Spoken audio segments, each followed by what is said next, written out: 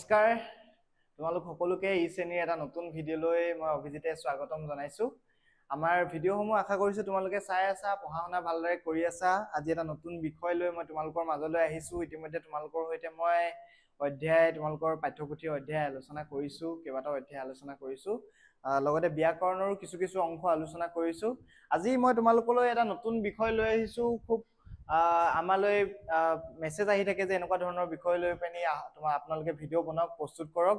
গতিকে তোমালোকৰ বাবে আমাৰ এই ভিডিঅ'টো আমি নিৰ্মাণ কৰিছো। এই ভিডিঅ'টোত আমি শিকিম আজি ৰচনা লিখাৰ আৰ্হি। ৰচনা এখন কেনেকৈ লিখে, ৰচনা কি হয়, ৰচনা প্ৰথমতে আমি বুজি ল'ব লাগিব ৰচনা কি হয় বা ৰচনা এখন কেনেকৈ লিখিব লাগে, ৰচনা পাৰ্টবোৰ কি থাকিব পাৰে। সেই গোটেই কথাখিনি আমি আমাৰ এই ভিডিঅ'টোত তোমালোকৰ সৈতে আমি আলোচনা কৰিম। A to Z ৰচনা লিখাৰ A to Z তোমালোকৰ সৈতে আলোচনা কৰিম। তোমালোকে চিন্তা কৰিব নালাগে। গতিকে আহাচোন আমি ৰচনা লিখাৰ আৰ্হি জনাৰ আগতে ৰচনানো কি হয়, ৰচনা বা এছে বুলি ক'লে ইংৰাজীত এছে বুলি কোৱা হয়। ৰচনা বুলি ক'লেনো কি বুজো আমি চাওঁ আহাচোন। এই প্ৰজ্ঞানে সুধিছে যে ৰচনা কি। ধৰি লোৱা এজন প্ৰজ্ঞান, তোমালোকৰ মাজৰে এজন ছাত্ৰ, কি সুধিছে ৰচনা কি। ছাৰে কৈছে যে কোনো এটা বিষয় সম্পৰ্কে নিজস্ব চিন্তাধাৰাৰে সংযত বাক্য বিন্যাস, যুক্তিপূৰ্ণ তথ্য পাতিৰে আৰম্ভণিৰ পৰা শেষলৈকে আঁতিগুৰি লগাই বা মাৰি লিখা পদ্ধতিক অসমীয়াত ৰচনা বোলা হয়। ইয়াত হয়তো তোমালোকৰ বাক্য গাঁথনিবিলাকত অলপ টান লাগিব পাৰে, কিন্তু মই তোমালোকক চিম্পলি কৈ দিছো। এটা বিষয়, কোনো এটা বিষয় ধৰি ললা শংকৰদেৱ।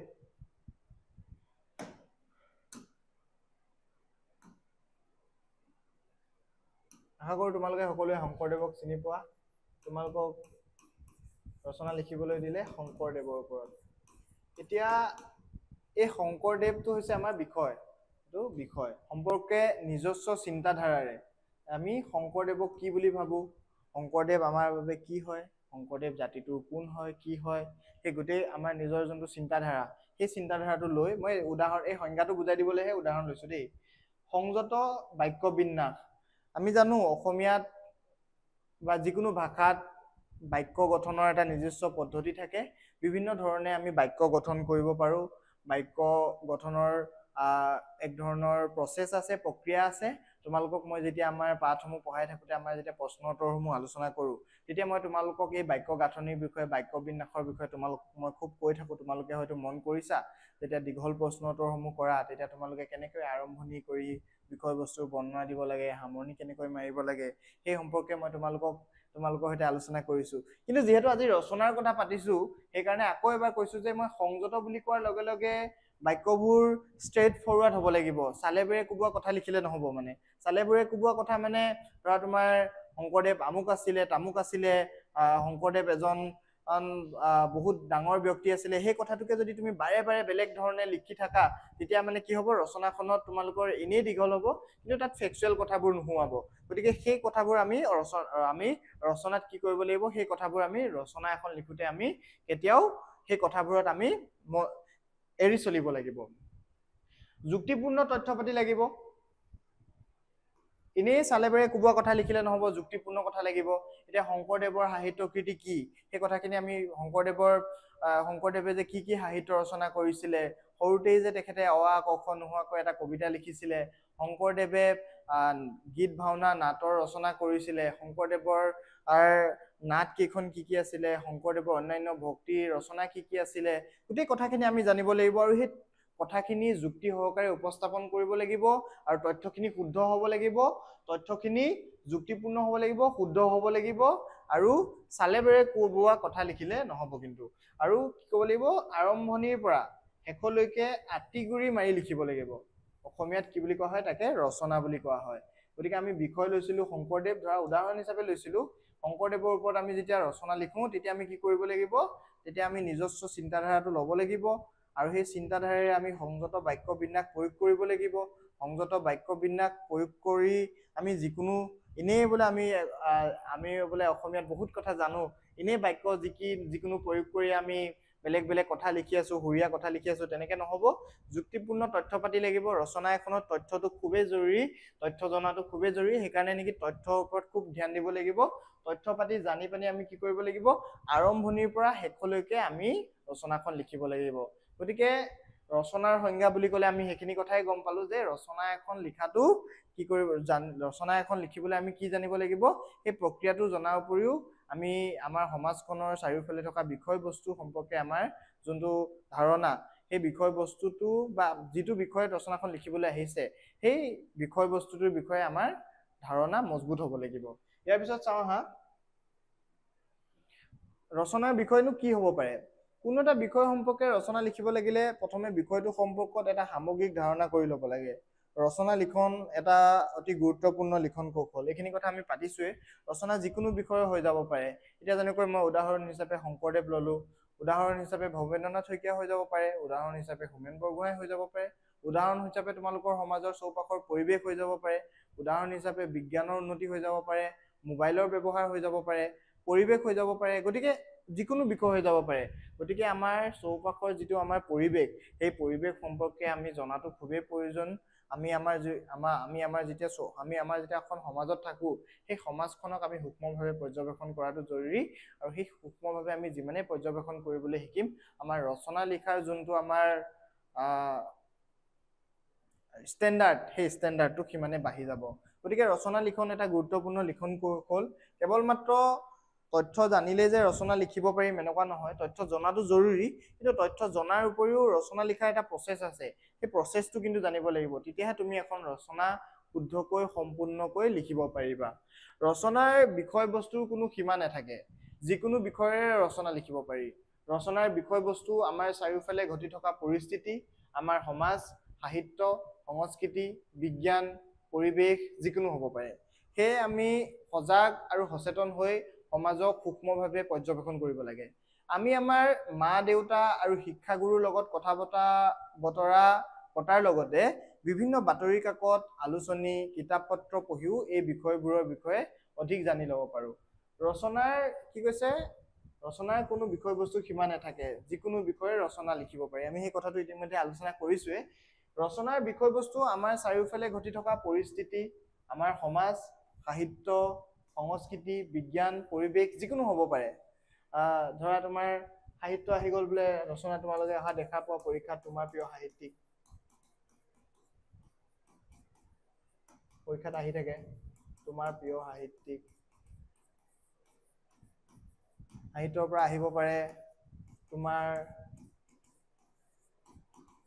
প্ৰিয় গ্ৰন্থ,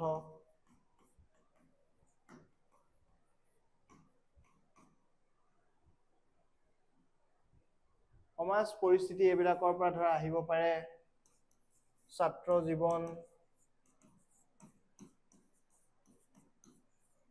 জীৱনৰ গুৰুত্ব, এনেকুৱা ধৰণৰ প্ৰশ্ন ৰচনা অহা দেখা যায়। বিজ্ঞানক লৈ পিনিও আহে, বিজ্ঞান আশীৰ্বাদ নে অভিশাপ,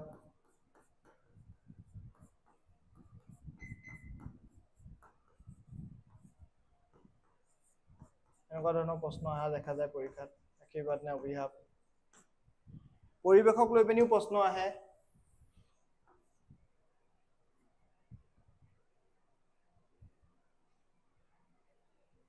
পৰিৱেশক লৈ পিনি প্ৰশ্ন অহা দেখা যায়।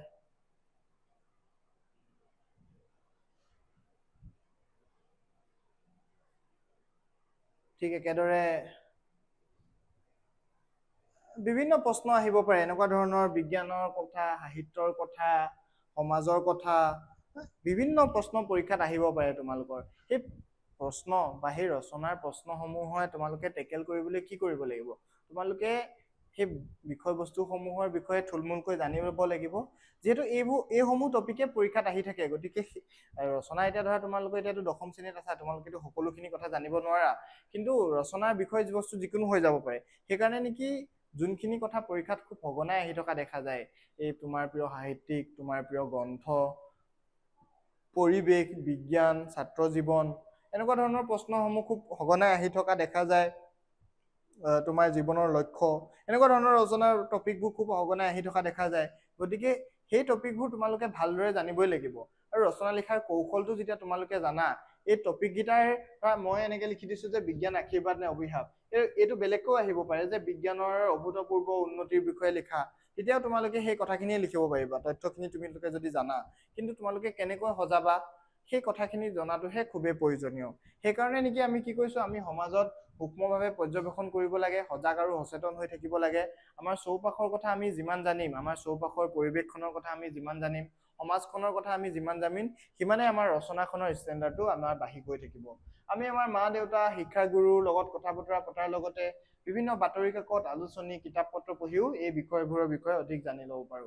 এতিয়া তোমালোকে বিজ্ঞানৰ অভূতপূৰ্ব উন্নতিসমূহৰ বিষয়ে যদি কিবা নতুন ডাটা বা নতুন তথ্য যদি তোমালোকে ৰচনাখনত ভৰাব লগা হয়, ৰচনাখনত অন্তৰ্ভুক্ত কৰিব লগা হয়, তেতিয়া তোমালোকে সেই কথাখিনি ক'ৰ পৰা গম পাবা? বাতৰি কাকতত গম পাবা। মানুহ যে গৈ চন্দ্ৰ পালেগৈ, মংগল গ্ৰহ পালেগৈ, মংগল গ্ৰহলৈ যোৱা বিমানখনৰ নামটো কি, ভাৰতৰ পৰা মংগল গ্ৰহলৈ পঠোৱা বিমানখনৰ নামটো কি, এই কথাখিনি ক'ৰ পৰা গম পাবা? বাতৰি কাকতখনৰ পৰা গম পাবা, আলোচনীখনৰ পৰা গম পাবা। যেতিয়া তোমাৰ ইনচাইটটো বেছি থাকিব, যেতিয়া তোমাৰ কিবা এটা কথা তুমি অন্য ছাত্ৰ এজনতকৈ বেছিকৈ জানা আৰু তোমাৰ ৰচনাখনত সেই তথ্যটো তুমি ভাল জেগাত তোমালোকে দিব জানিছা, ভাল বাক্যৰে তোমালোকে তাত অন্তৰ্ভুক্ত কৰিব পাৰিছা, তেতিয়া তোমাৰ ৰচনাখনৰ ষ্টেণ্ডাৰ্ডটো কিন্তু লগে লগে অন্য এজন ছাত্ৰতকৈ বাঢ়ি যাব। তোমাৰ ৰচনাখনে অধিক নম্বৰ পাবলৈ সক্ষম হ'ব। গতিকে তোমালোকে এই কথাবোৰ মন কৰিবা। তোমালোকে অলপ অলপ বাহিৰা কথা জানিবলৈ চেষ্টা কৰিবা। তোমালোকে তোমালোকৰ ছাত্ৰ জীৱনত আজৰি সময় পোৱা, সেই আজৰি সময়ত তোমালোকে মোবাইল ইণ্টাৰনেটত জৰিয়তেই হওক বা আলোচনী, বাতৰি কাকত বা এনেকুৱা ধৰণে তোমালোকে জানিব পাৰা। ৰিলছ চাই থকাতকৈ তোমালোকে এনেকুৱা ধৰণৰ বস্তুবোৰ যদি তোমালোকে চোৱা, তোমালোকৰ ছাত্ৰ জীৱনৰ বাবে সুবিধা হ'ব। গতিকে তোমালোকে এনেকুৱা ধৰণৰ কিছুমান পদক্ষেপ ল'ব পাৰা। ইয়াৰ পিছত চাওঁ আহা, ৰচনা এখন লিখোতে কিছুমান দিশত আমি মনোযোগ দিব লাগিব। ৰচনা এখনতো এনেই ৰচনা এখন হৈ নাযায়, দীঘল ৰচনা এখন হৈ নাযায়। গতিকে ৰচনা এখন লিখিবলৈ দিওঁতে আমি কোনবোৰ দিশত মনোযোগ দিব লাগিব, ৰচনা এখন লিখোতে আমি কোনবোৰ ভুল কৰিব নালাগিব আৰু কোনবোৰ আমি কাম কৰিব লাগিব, সেই কথাবোৰ ইয়াত আমি লিখিছো। ৰচনা এখন লিখিবলৈ লোৱাৰ পূৰ্বে বিষয়টো ভালদৰে চিন্তা ভাৱনা কৰি লোৱা উচিত। মানে আমি আৰম্ভণিৰ পৰা শেষলৈকে যিহেতু এখন ৰচনা লিখিম, গতিকে আমি কোনবোৰ কথা আৰম্ভণিত লিখিম, কোনবোৰ কথা মাজত লিখিম, কোনবোৰ কথা শেষলৈ থৈ দিম, বা কোনবোৰ কথা আমি লিখিম, কোনবোৰ কথা নিলিখিম, সেই কথাটো আমি প্ৰথমতেই চিন্তা কৰা উচিত। বিষয় সম্বন্ধিত মূল কথাখিনি এটি ৰূপৰেখা তৈয়াৰ কৰি ল'ব লাগে। বিষয় সম্বন্ধিত আমি যোনখিনি কথা আমি জানো, সেই কথাখিনি এটা ৰূপৰেখা আমি তৈয়াৰ কৰি ল'ব লাগে। মানে এটা, যদি তুমি ৰচনাখন পৰীক্ষাত লিখি থকা নাই, যদি তুমি এখন ৰচনা কি কৰিছা নিজাববীয়াকৈ এতিয়া প্ৰস্তুতি চলাই আছা, মানে তেতিয়া তুমি কি কৰিব লাগিব, যেতিয়া তুমি ৰচনাখন লিখা তেতিয়া তুমি তাৰ এটা ড্ৰাফ্ট এটা, মানে ধৰা এনেকৈ মই এইখিনি কথা তাত ইনপুট কৰিম, এইখিনি কথা আমি ভৰাম, এইখিনি কথা মই তাত নিলিখো, সেই কথাখিনি তোমালোকে কি কৰিব লাগিব, এটা ড্ৰাফ্ট এটা প্ৰস্তুত কৰি ল'ব লাগিব। ৰূপৰেখা অনুযায়ী নিজৰ কথাখিনি দফাত ভাগ কৰি লিখা উচিত। মানে সেই ৰূপৰেখা অনুযায়ী পিনি কি কৰিব লাগিব, ধৰা আৰম্ভণি, বিষয়বস্তু বা বিষয়বস্তুৰ সৰু সৰু কিছুমান উপাদান, উপাদান 1, উপাদান 2, লাষ্টত সামৰণি, সেই তেনেধৰণে সৰুকৈ ভাগ কৰি আহি পিনি ৰচনাখনৰ দফা দফা কৰিবলৈ ইয়াত কোৱা হৈছে। ৰচনাৰ ভাষা মৌলিক, সৰল আৰু শুদ্ধ হ'ব লাগে। ৰচনাৰ ভাষাত যে পুৰা সাহিত্যিক একদম কঠিন ভাষাৰ প্ৰয়োগ কৰিব লাগিব তেনেকুৱা কথা নাই। ৰচনাৰ ভাষা মৌলিক হ'ব লাগিব, মানে এটা ষ্টেণ্ডাৰ্ড অসমীয়াত থাকিব লাগিব। ধৰা তুমি অসমীয়াত ৰচনাখন লিখিছা, ষ্টেণ্ডাৰ্ড এটা সকলোৱে বুজি পোৱা যোনটো লেংগুৱেজ, সেই লেংগুৱেজটোত তুমি লিখিব লাগিব। সৰল হ'ব লাগিব আৰু শুদ্ধ হ'ব লাগিব। তাত জটিল মানে পাক খুৱাই পিনি কথা লিখি পিনি লাভ নাই। অনাৱশ্যক কথা লিখাৰ প্ৰয়োজন নাই। মই যে কৈছিলো তুমি চালে বেৰে কোবা কথা লিখিবলৈ লাভ নাই। শব্দৰ সীমাৰ প্ৰতি মন দিয়া উচিত।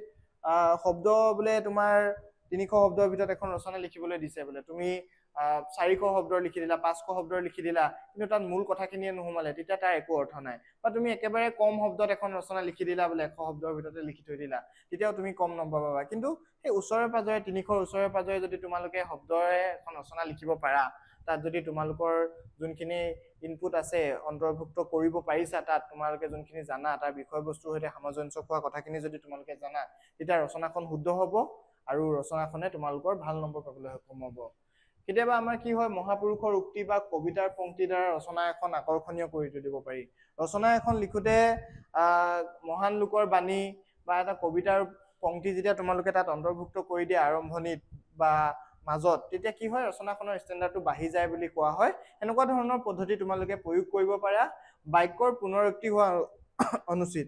মানে একেটা কথা, একেটা বাক্যকে তোমালোকে বাৰে বাৰে প্ৰয়োগ যদি কৰি থাকা, শংকৰদেৱ অসমীয়া সাহিত্য, শংকৰদেৱৰ ওপৰত ৰচনা আহিছে বোলে, শংকৰদেৱ অসমীয়া সাহিত্যৰ এগৰাকী উল্লেখযোগ্য ব্যক্তি সেই কথাটোকে যদি তোমালোকে আকৌ ভৰাইছা মাজে মাজে শংকৰদেৱ অসমীয়া সাহিত্যত এৰাব নোৱাৰা এটা এজন ব্যক্তি এনেকে যদি বাৰে বাৰে মাজত ভৰাই থাকা তেতিয়া কি হ'ব তেতিয়া সেই ৰচনাখনৰ ষ্টেণ্ডাৰ্ডটো কমিব আৰু তোমালোকে ভাল নম্বৰ পাবলৈ সক্ষম নহবা গতিকে এই কথাবোৰ মন দিবা ৰচনা লিখোতে এই যোনখিনি কথা আমি আলোচনা কৰিলো এই কথাখিনি তোমালোকে মন দিবা এই কথাখিনি কিন্তু ৰচনাখনৰ আৰ্হি মই তোমালোকৰ সৈতে আলোচনা কৰিম আজি তোমালোকৰ সৈতে মই এখন ৰচনা আলোচনা কৰিম পৰৱৰ্তী সময়তো বিভিন্ন যোনবোৰ তোমালোকক পৰীক্ষাত সঘনাই আহি থাকে তেনেকুৱা ধৰণৰ ৰচনাসমূহ তোমালোকৰ সৈতে আৰ্হিসমূহ মই লৈ আহিম আজি তোমালোকলৈ কিছু ড্ৰাফ্টহে মই তোমালোকলৈ লৈ আহিছো ৰচনাখনৰ মূল যোনটো মানে যোনটো কি বুলি ক'ব যোনটো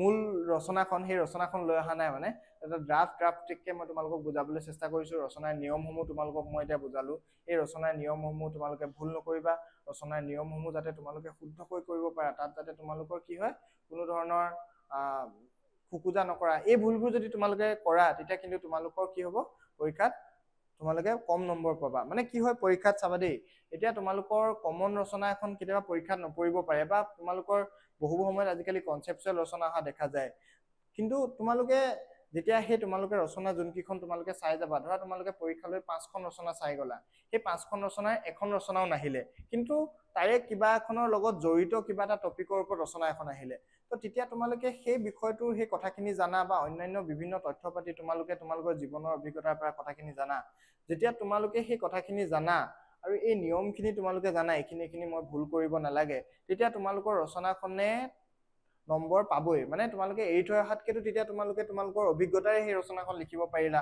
তোমালোকে প্ৰস্তুতি চলাই যোৱা ৰচনাখন পৰীক্ষাত নাহিলে এতিয়া তোমালোকে সেই বুলি ৰচনাখন এৰি থৈ আহিবা নেকি পৰীক্ষাত তেতিয়াতো তোমালোকৰ গোটেই নম্বৰটো গুচি যাব গতিকে তোমালোকে কি কৰিব লাগিব তোমালোকে সেই নিয়মখিনি জানিব লাগিব সেই নিয়মখিনি কোনখিনি কাম কৰিব লাগে কোনখিনি কাম নকৰিব লাগে সেই নিয়মখিনি যদি তোমালোকে জানা তেতিয়া তোমালোকৰ কিন্তু ৰচনাখন এৰি থৈ অহাৰ চান্সে নাই ৰচনাখন তোমালোকে কৰিব পাৰিবা ইয়াৰ পিছত চাওঁ হা এখন ৰচনা কেনেকৈ লিখিব লাগে খুব আহি থাকে তোমালোকৰ পৰীক্ষাত তোমালোকৰ প্ৰিয় সাহিত্যিক বুলি এনেকৈ পৰীক্ষাত এটা টপিকত খুব ৰচনা সঘনাই আহি থকা দেখা যায় গতিকে এনেকুৱা ৰচনা এখন আহিলে তোমালোকেনো কেনেকৈনো ভাগ কৰিবা টপিক মানে ৰচনাখনৰ যোনবোৰ তোমালোকে যিসকলে বেছিক ৰচনাৰ কথাখিনি জানা যে ৰচনা এখন আমি ভাগকৈ লিখিব লাগে তো কেনেকৈনো তোমালোকে প্ৰথমতে ৰচনা এখন লিখিবা তাৰ এটা সূচীপত্ৰ তাৰ এটা ধাৰণা মই তোমালোকক দিব খুজিছো প্ৰথমতে তোমালোকে লিখিব লাগিব পাতনি বা আৰম্ভণি এই পাতনি বা আৰম্ভণিত তোমালোকে এই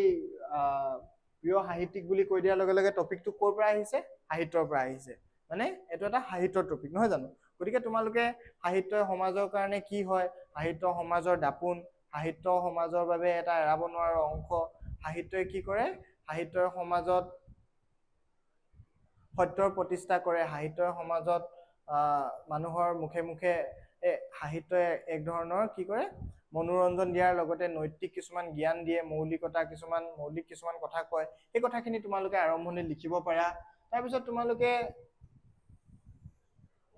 প্ৰিয় সাহিত্যিক এই শিতানটোত তোমাৰ প্ৰিয় সাহিত্যিকজন কোন তেখেত কিয় তোমাৰ প্ৰিয় সাহিত্যিক হ'ল বা অসমীয়া সাহিত্যতে হওক বা যি সাহিত্যৰে হওক তেখেতৰ গুৰুত্বটো কি তাৰ বিষয়ে এটা থুলমূল আভাস দিলা তাৰপিছত তোমালোকে তেখেতৰ জন্মৰ শিক্ষা দিলা এইখিনি কথাটো তোমালোকে জানিবই লাগিব আগতীয়াকে গতিকে তোমালোকে প্ৰস্তুতি চলাই লৈ যাব লাগিব এজন সাহিত্যিকৰ বিষয়ে তোমালোকে লিখিম বুলি তেওঁ জন্ম ক'ত হৈছিলে শিক্ষা গ্ৰহণ ক'ত কৰিছিলে তেখেতৰ সাহিত্য আৰু সাংস্কৃতিক জীৱন বঁটা মূল কথা কিন্তু এইখিনিহে তেখেতে সাহিত্য কি কৃতি আছিলে তেখেতৰ সাহিত্যিক জীৱনৰ কৃতি কি হয় তেখেতৰ জীৱনত তেখেতে সাহিত্যৰ বাবে কি বঁটা পাবলৈ সক্ষম হ'ল বা তেখেতৰ কবিতা পুথি কি গল্প পুথি কি উপন্যাস লিখিছে নে কি লিখিছে সেই গোটেই কথাখিনি ইয়াত ভালদৰে লিখিব লাগিব মূল কথাখিনি তোমালোকে ইয়াত লিখিব লাগিব তাৰপিছত বা তেখেতে সন্মান পোৱা কি বঁটা পাইছে বা তেখেতে কি এনেকুৱা ধৰণৰ সমাজৰ বাবে কাম কৰি থৈ গৈছে বা তেখেতৰ অন্যান্য যদি কিবা কৃতি আছে ৰাজনৈতিক সামাজিক সাংস্কৃতিক সেই কথাখিনি লিখিব পাৰা আৰু সদৌ শেষত তোমালোকে সামৰণি হিচাপে লিখিব পাৰা গতিকে এইবোৰ হৈছে ৰচনাৰ ভাগ এনেকুৱা বিভিন্ন তোমালোকক মই ভাগ কৰি দেখুৱাব পাৰো বা এনেকুৱা ধৰণৰ বিভিন্ন ৰচনাৰ আৰ্হি মই তোমালোকলৈ লৈ আহিব পাৰো আজি মই তোমালোকক এই কথাখিনিয়ে কৈছো এতিয়া ধৰা তোমালোকে পাতনিত কি লিখিব পাৰা মই থুলমূলকৈ অলপ লিখি লৈ আহিছিলো তোমালোকক মই ইয়াত দেখুৱাম এতিয়া তোমালোকে এই ৰচনাখনৰে প্ৰিয় সাহিত্যিক তোমালোকৰ কাৰণে প্ৰিয় সাহিত্যিক যিকোনো হ'ব পাৰে কাৰোবাৰ বাবে শংকৰদেৱ হ'ব পাৰে কাৰোবাৰ ভৱেন্দ্ৰনাথ শইকীয়া হ'ব পাৰে কাৰোবাৰ লক্ষ্মীনাথ বেজবৰুৱা হ'ব পাৰে বা অন্য যিকোনো ব্যক্তি হ'ব পাৰে কিন্তু মই প্ৰিয় সাহিত্যিক তোমাৰ প্ৰিয় সাহিত্যিক এই বিষয়টোৰ ৰচনাখনৰ যোনটো পাতনি, সেই পাতনিটো কেনেকৈ লিখিব পাৰা তোমালোকে, তাৰ এটা মই আভাস দিব খুজিছো। সাপোজ পাতনি বা আৰম্ভণি তোমালোকে ইয়াত লিখিলা, এই টপিকটো হৈছে সাহিত্যৰ টপিক, নহয় জানো? এই টপিকটো হৈছে সাহিত্যৰ টপিক। ইয়াত তোমালোকে লিখিব পাৰা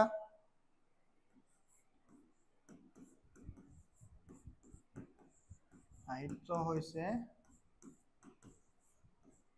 সমাজৰ দাপোন স্বৰূপ।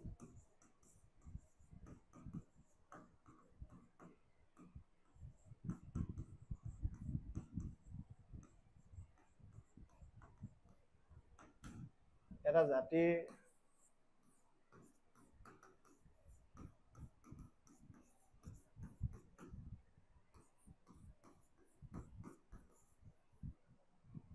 বৰ্ণিল সাংস্কৃতিক পৰিক্ৰমা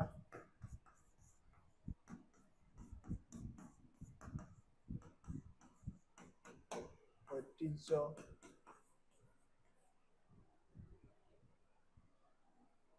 সমাজ সভ্যতা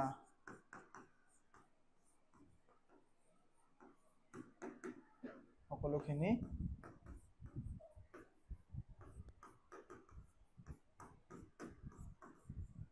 সাহিত্যই বহন কৰে। আখৰখিনি চাগে তোমালোকৰ বুজি পাইছা, মই পঢ়ি দিছো তোমালোকৰ আখৰখিনি যদি তোমালোকে বুজি পোৱা নাই। সাহিত্য হৈছে সমাজৰ দাপোন স্বৰূপ, এটা জাতিৰ বৰ্ণিল সাংস্কৃতিক পৰিক্ৰমা ঐতিহ্য সমাজ সভ্যতা সকলোখিনি সাহিত্যই কি কৰিব পাৰে, বহন কৰিব পাৰে। সাহিত্যই বহন কৰিব পাৰে।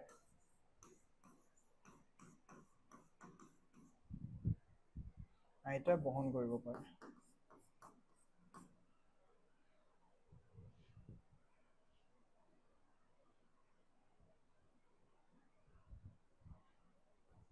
পৃথিৱীত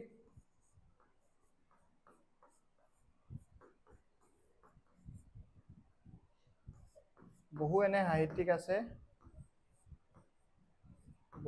সাহিত্যিক আছে,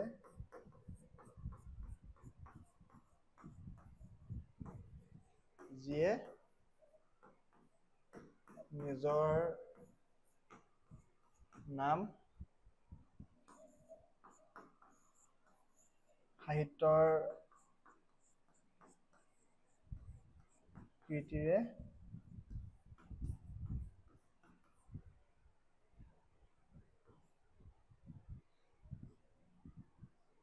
যুগমীয়া কৰি থৈ গৈছে। সেই কথাবোৰ লিখিব পাৰা, এনেকুৱা ধৰণৰ কথাবোৰ লিখিব পাৰা। যুগমীয়া কৰি থৈ গৈছে, আৰম্ভণিত এনেকুৱা কথাবোৰ লিখিলা, কৰি থৈ গৈছে।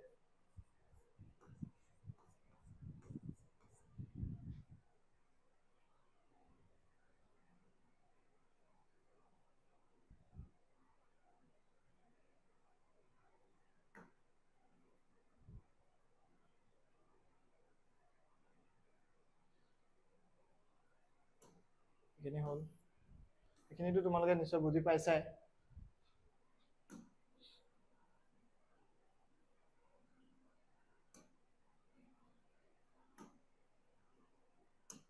তাৰপিছত তোমালোকে লিখিব পাৰা, সেইখিনি লিখাৰ পিছত তোমালোকে লিখিব পাৰা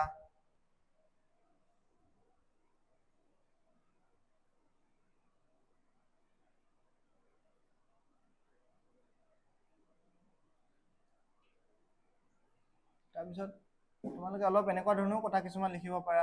শ্ৰেষ্ঠ সাহিত্যিকৰ বিষয়ে লিখিবলৈ যাওঁতে তোমালোকে লিখিব পাৰিব পাৰা যে মানুহৰ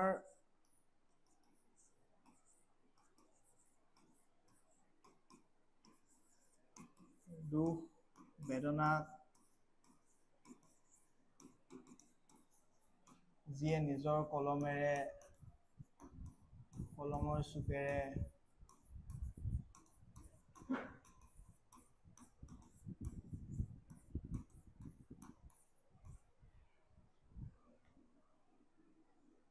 সংবেদনশীল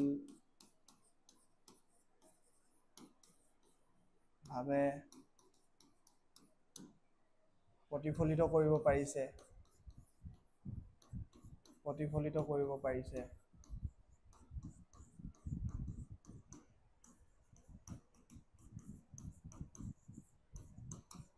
যি লেখা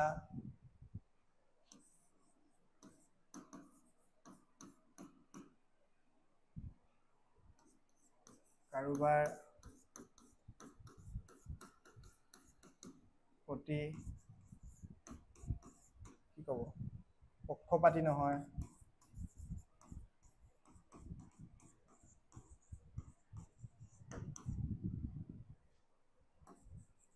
যি লেখা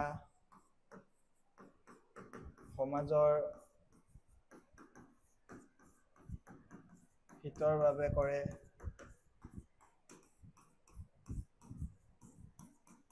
তেনে লোকে শ্ৰেষ্ঠ সাহিত্যিক। তেনে সাহিত্যিকহে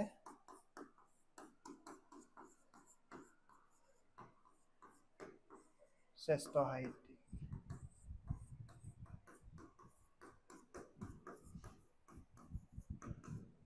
শ্ৰেষ্ঠ সাহিত্যিক আমাৰ অসমীয়া সাহিত্যটো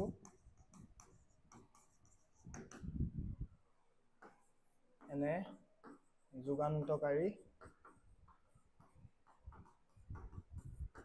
সাহিত্যিক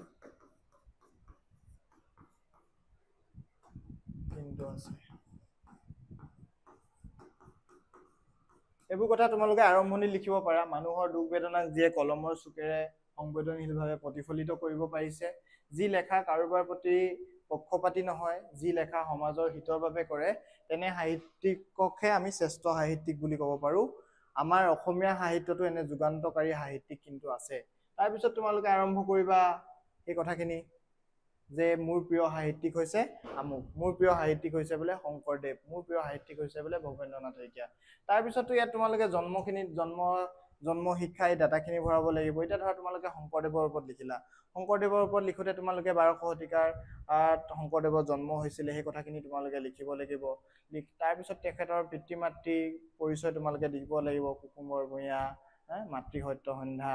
তাৰপিছত তোমালোকে তেখেতৰ শিশুকালৰ বিষয়ে অলপ লিখিলা, শিশুকালতে যে তেখেতে মহেন্দ্ৰ কন্দলীৰ টোলত পঢ়ি থাকোঁতেই যে অ আ ক খ গম পায়ে তেখেতে কৰতল কমল কবিতাটো লিখিছিলে, সেইটো কথা লিখিব লাগিব। তাৰপিছত লাহে লাহে তেখেতৰ শিক্ষা সামৰি তেখেতে সাহিত্য কৃতিত তেখেতে কেনেদৰে এখন সমাজত তেখেতে কুসংস্কাৰে ভৰা সমাজত তেখেতে শিক্ষা সাংস্কৃতিক এটা আন্দোলন গ্ৰহণ কৰিবলৈ, বৈষ্ণৱ আন্দোলন প্ৰচাৰ কৰিবলৈ কিদৰে তেখেতে সমাজখনক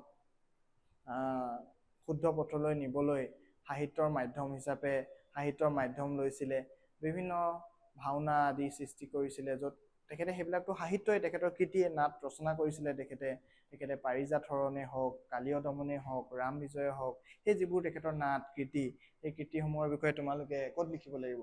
এই সাহিত্যৰ সাংস্কৃতিক জীৱন এইবিলাকত লিখিব লাগিব। বা তেখেতৰ যিবোৰ ভক্তি ৰসমূলক কিতাপ, তেখেতৰ কীৰ্তনখন শংকৰদেৱৰ ৰচনা। গতিকে সেই যিটো তেখেতৰ যোনটো সেই যোনবোৰ সাহিত্য, সেই সাহিত্যবোৰৰ বিষয়ে ইয়াত তোমালোকে লিখিব লাগিব। সেইবোৰ যেতিয়া তোমালোকে জানিবা তেতিয়াহে তোমালোকে লিখিব পাৰিবা। মই যেনেকৈ এতিয়া আৰম্ভণিৰ কথাখিনিতো সাহিত্যৰ কথাখিনি মই অলপ চলপ জানো, সেইকাৰণে নেকি মই সিমানখিনি এটা টোকা হিচাপে মই তোমালোকক লিখি দেখাব পাৰিলোঁ। তোমালোকেও যদি জানা তোমালোকেও তেনেকৈ কথাখিনি লিখিব পাৰিবা, একো ডাঙৰ কথা নহয়। গতিকে তোমালোকে তাৰপিছত শেষত তোমালোকে সামৰণি মাৰিব লাগিব। সামৰণিত তোমালোকে শংকৰদেৱৰে জীৱনত কি কৰিলে, শংকৰদেৱ যে কিয় তোমাৰ প্ৰিয় সাহিত্যিক হ'ল, বা সাহিত্যিক হিচাপে শংকৰদেৱ অসমীয়া জাতিৰ কিয় এজন যুগান্তকাৰী ব্যক্তি, সেই কথাখিনি থুলমূলকৈ লিখিলা আৰু সাহিত্য সমাজৰ বাবে প্ৰয়োজনীয় আৰু তোমাৰ কিয় প্ৰিয় সাহিত্যিক, সদৌ শেষত এটা সামৰণি টোকা দি পিনি তুমি সামৰণি কৰিব লাগিব। এটা বিস্তৃত বিৱৰণ দি পিনি কিছুমান আৰ্হি, এনেকুৱা ধৰণৰ ৰচনা আৰ্হি লৈ পিনি মই তোমালোকৰ মাজলৈ আহিম। আজি মই তোমালোকলৈ এই ভিডিঅ'টো লৈ অনাৰ উদ্দেশ্য এইটোৱে হয় যে ৰচনাৰ বা এনেকুৱা ধৰণৰ আমাৰ কম্প্ৰেহেনশ্যনৰ যোনটো ছেকশ্যন, সেই ছেকশ্যনটো যে মই তোমালোকলৈ লৈ আহিম, তাৰ এটা ট্ৰেইলাৰ হিচাপে তোমালোকে এই ভিডিঅ'টো চাব পাৰা। আৰু আগলৈ আৰু ভালদৰে ৰচনাৰ আৰ্হি, ৰচনা কেনেদৰে লিখিব লাগে, ৰচনাৰ ডাটা সকলোখিনি মই তোমালোকক দিম। তোমালোকৰ কমন ৰচনা, তোমালোকৰ পৰীক্ষাত কেনেদৰে ৰচনাত যে তোমালোকে মাৰ্কছ পাবাই, সেইটো মই 100% এছুৰ কৰিব পাৰিম যদি তোমালোকে মোৰ ভিডিঅ' চোৱা। গতিকে তোমালোকে আমাৰ এই শ্ৰেণীৰ সৈতে সংযুক্ত হৈ থাকিবা।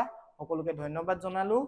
আৰু কেৱল মাত্ৰ ব্যাকৰণ পাঠৰতে সীমাবদ্ধ নহয়, কম্প্ৰিহেন্স ছেকশ্যনৰ সকলো বস্তু আমি তোমালোকক 100% এছৰ দি পিনি বুজাব পাৰিম আৰু তোমালোকে যদি এই ভিডিঅ'সমূহ চোৱা 100% ৰচনা লিখাত পাৰ্গত হ'বা তোমালোকে, মই গেৰাণ্টি দিব পাৰোঁ। সকলোকে ধন্যবাদ জনাইছোঁ।